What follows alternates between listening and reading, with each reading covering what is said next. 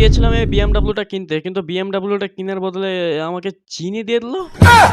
হ্যাঁ, ঘটনাটা শুরু থেকে বলি, তো চলো শুরু করি। আজকে সকালে ঘুম থেকে উঠতে লেট হয়ে গেছিল, তার জন্য আমাকে লাত মেরে বাড়ি থেকে বের করে দিল। তাই এক বুক কষ্ট নিয়ে চলে গেছিলাম আমি একটা গাড়ি কেনার জন্য। তারপরে ওয়াও, বিএমডাব্লিউ ভাই সব বিএমডাব্লিউ। তো আজকে তো আমি বিএমডাব্লিউটা নিয়েই ছাড়বো। তো তারপর দেখছি টায়ার, এটা কিসের লোগো? যাই হোক, আমার লোগো দেখে লাভ নাই। আমি গাড়ির মালিককে জিজ্ঞেস করলাম গাড়িটার দাম কত। তারপরে কি বললো শোনো। আবে এটা তোর ওয়াকাদের বাইরে, যা ব্যাগ নিয়ে চিনি কিনতে যা। তারপরে এই ব্যাগটা হাতে করে নিয়ে চলে আসলাম আমি সাহারের দোকানে সাহার কিনবার জন্য। আর আমি যেহেতু ইউটিউবার মানুষ, তার জন্য আমাকে বাইরে বসিয়ে রেখেও ভিতরে খাবার খাচ্ছে আরাম করে।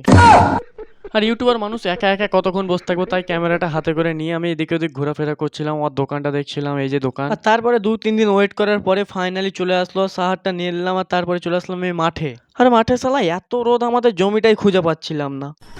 আর তারপরে একটু হাঁটতে হাঁটতে যাওয়ার পরে আমি একটা দাদাকে জিজ্ঞেস করলাম, দাদা আমার মাঠের জমিটা কোনটা? তো তারপর বললো, আরে শালা তুই কোনোদিন জমি এসেছিস নাকি যে তুই তোদের মাঠ খুঁজে পাবি? চল পালা বাড়ি। আচ্ছা ঠিক আছে চলে যাচ্ছি, আমি আবার কমা পিলিয়ন নাকি? আর তার জন্য মাথাটা গামলায় নিয়ে বাড়ি চলে আসলাম। টাটা বাই বাই, আমার কিছু করার নাই।